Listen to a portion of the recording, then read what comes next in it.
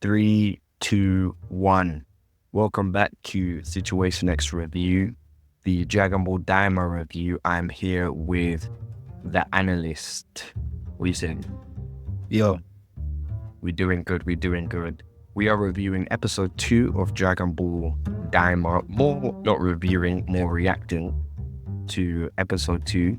We did episode 1 last week, and episode 2 just landed yesterday. The analyst.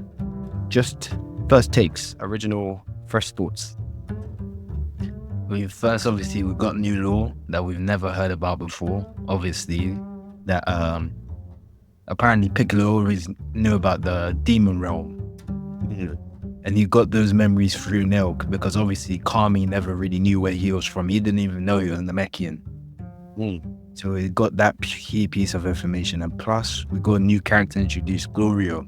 So I just want to see what's up with him.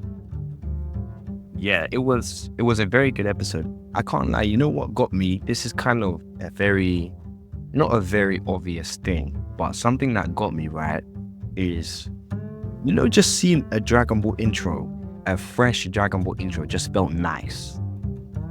Yeah, but I can't lie. I saw it and I was just like, this is the weakest Dragon Ball intro we've ever had. What? It's the weakest Dragon Ball intro we've ever had.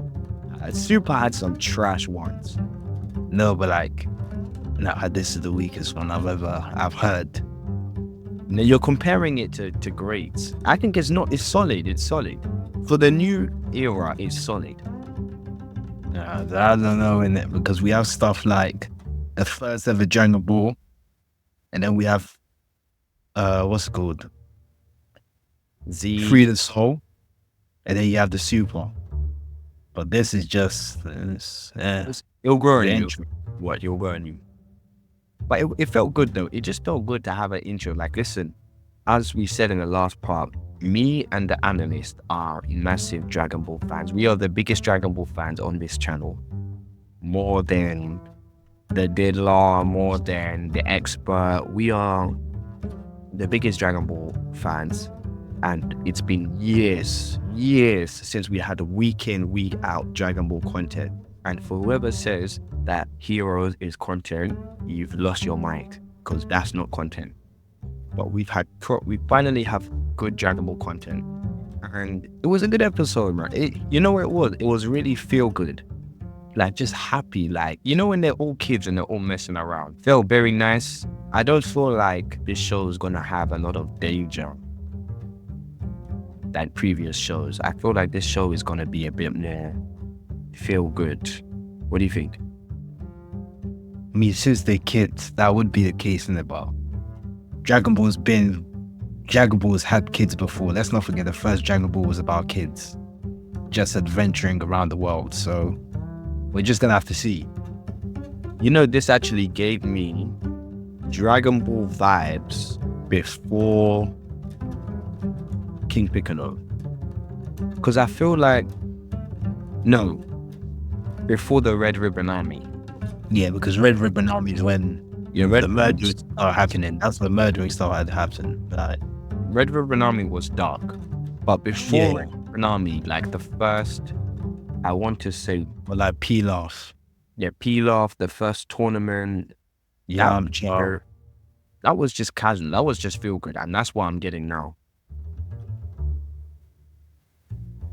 But if we talk about what actually happened in the episode, so everyone's reacting to the cast, the Z Warriors turning into kids. Everyone is, their reactions. Mr. Mortaroshi is now a kid. Yeah. Why is it that when I look at Master Roshi, I just think of a pimp name slip back? Master Roshi and a pimp name slip back. That's because now that he's turned into a younger kid, he's gonna be looking for something, and that something won't be his age. So nothing really changed for him. Master Roshi literally gives pimp vibes. Like, let's hope he doesn't find launch again. Him in his prime is a pimp. You have what's it called? You have Goku finding the powerful. Nah, that just felt good, man. We haven't seen that in time, but he didn't want to use the flying nimbus though, so they didn't give us that much to go off. To be honest, it would have matched the vibe. But the Z Warriors realize that they're kids. We see their reactions. Obviously, as you said in the last week, the kids like Goten, Trunks, and Co are now babies. Yeah. I have a problem. First, we need to see how old Gohan is looking. Because if Gohan is a baby, then okay, that would make sense, kind of. Nah, Gohan would be around, look the same as Vegeta, Goku, all of them. If Gohan looks like them, why is Dende a baby? Dende being a baby does not make any sense. Because Dende is not Goten and Trunks' age. Dende is significantly younger now. No, he's young. I mean, he's significantly younger than Gohan. I don't think he's that significantly younger. Because remember, Dende's been around since Frieza arc, since Namek. And yeah, you need to remember Piccolo's also around Gohan's age. No, we know that, but Piccolo is a different case because Piccolo had first he's absorbed a couple people. Second of all, Dende's still young. I think around the Frieza saga, he couldn't have been more than 8. During the Frieza arc, Gohan and Dende were moving like friends as if they're similar age. Yeah, but remember, Namekians go faster. And you're saying 8, Gohan was about 8 in Namek. Nah, but Namekians grow faster though. They go way faster. Remember the gap between how Piccolo grew up from Kid Piccolo to how he is now.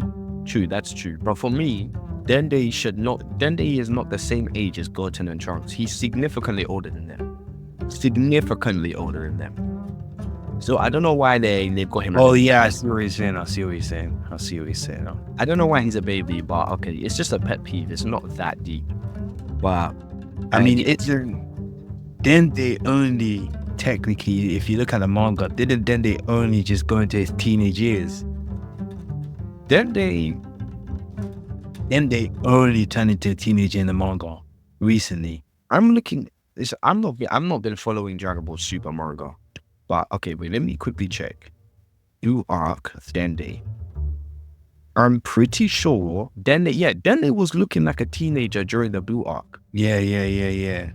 So why is he now Goten Trunks' age? That doesn't make sense. I think that's just a mistake they've made.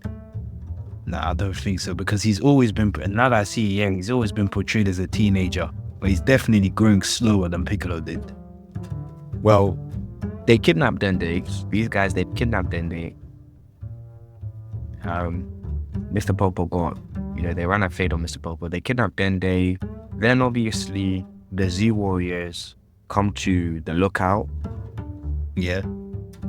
We see Korin again, and it's just basically they're preparing to go rescue Dende. So that was going to be the whole point of this story, because what I was thinking was, why would the Z Warriors get involved in what's going on in the demon realm? The reason now is because they've kidnapped Dende. To be honest, if they didn't kidnap Dende, there would have low-key been kind of no point, unless whatever these demon realm guys are doing is they're doing something that's going to affect the world.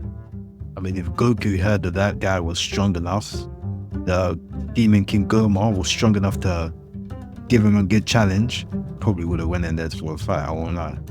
Goku is a number one selfish guy. He would have gone to the fight. But them kidnapping Dende is like to progress the story. So they've kidnapped Dende, have a talk on the lookout, and then the new demon realm coming, and I guess that's the end of the episode. So that's what went on. Now, if we talk about, okay, let's actually react to what happened. This new law, right? It's interesting. So everyone with pointy ears is a demon. Not everyone, just some people. A majority are, but there's also some people who are not demons. Like, we don't know if Mr. Popo is a demon or not.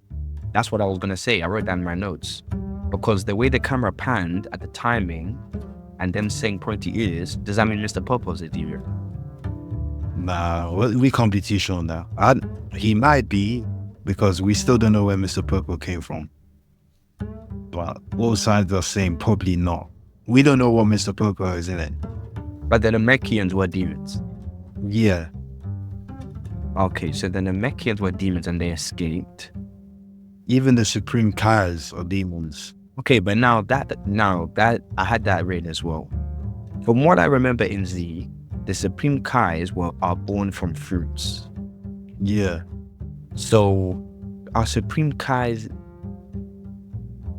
Is the Supreme Kai a race or... Okay, are the Supreme Kais picked? You know, like the gods of destructions, they're picked. Yeah. Are the Supreme Kais picked?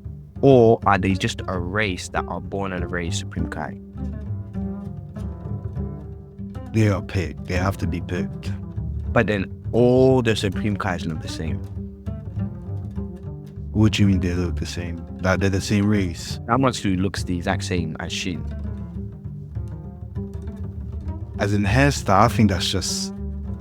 They look the same though. They look like... The Yakubito, the only two who look the same for like a maybe family reason is probably outside of Daima was probably Old Kai and Shin.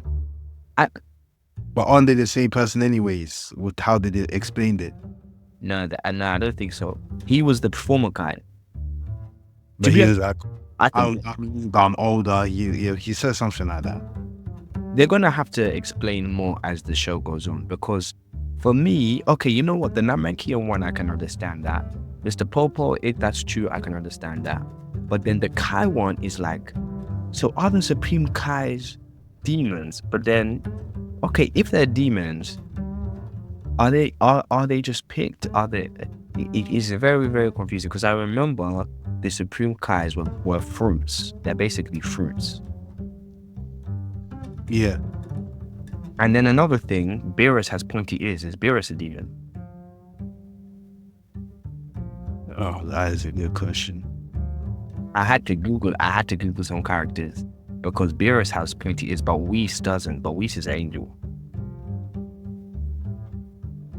I mean, now that I'm looking at it now, it says for Beerus Beerus's case is he's not linked to Shin, he's linked to Elder Kai. Huh? Yeah, I forgot about it. Yeah, that's true. Because why I was shocked. But in yeah. But when Shin became the Supreme Kai, he became linked to Shin. Because in Super, so many times they were like, Shin can't die.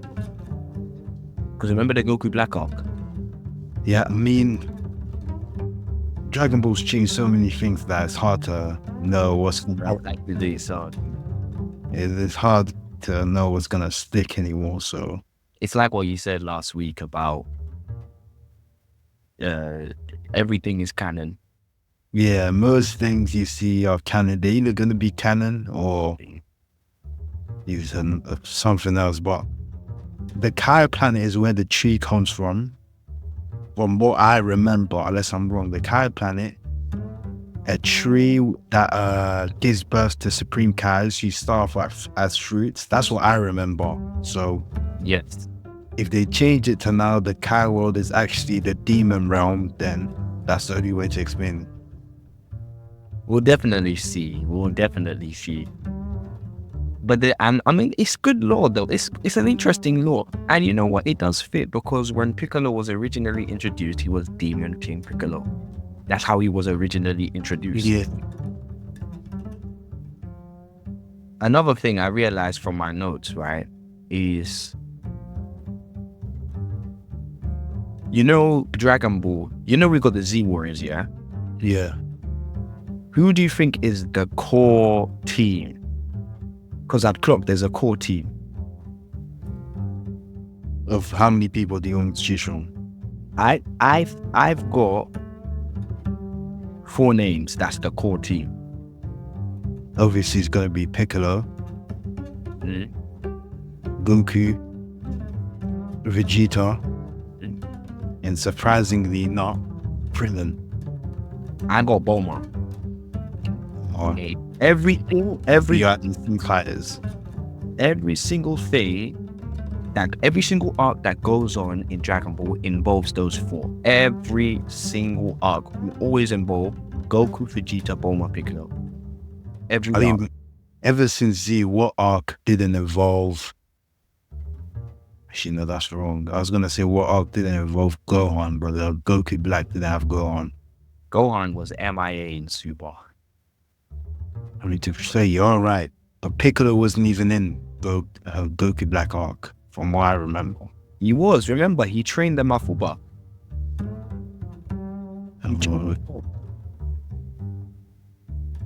Krillin doesn't do anything for a lot of Super.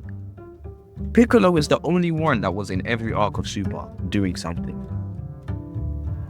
Yeah, to be fair, all of the Z Warriors fell off except for maybe Master Roshi, because he's just doing his thing. It's very interesting. The core team is the core team. Wow. I mean, listen, it was an information episode, to be honest. I'm guessing we're gonna get more into the fighting and the story in the next. Have you got a prediction of the week, a take of the week? Last week you said Janemba is coming. Are you still standing on that, or you got a new one? What's your prediction of the week? I'm standing on the Janemba one. I'm standing.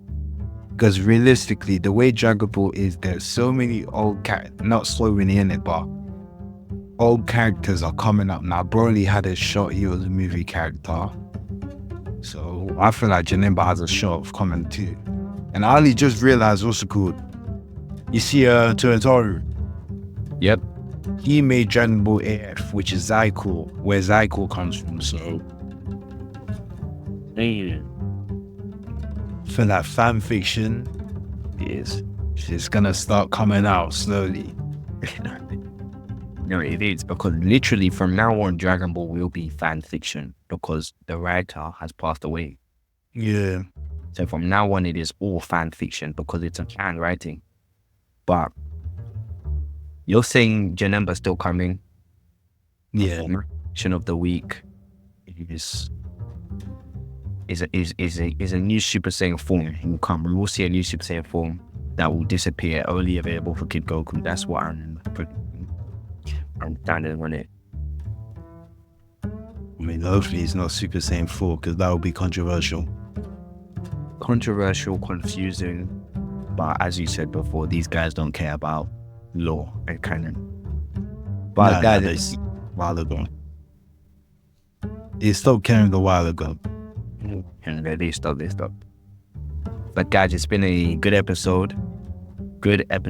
We will be back next week reacting to episode 2. Please make sure you subscribe, follow the socials below, keep up to date with the channel. We are releasing new reviews all the time. Check out on the channel, keep updated so you can see which reviews are going on. But that's been us, the analyst. Final words. Goodbye.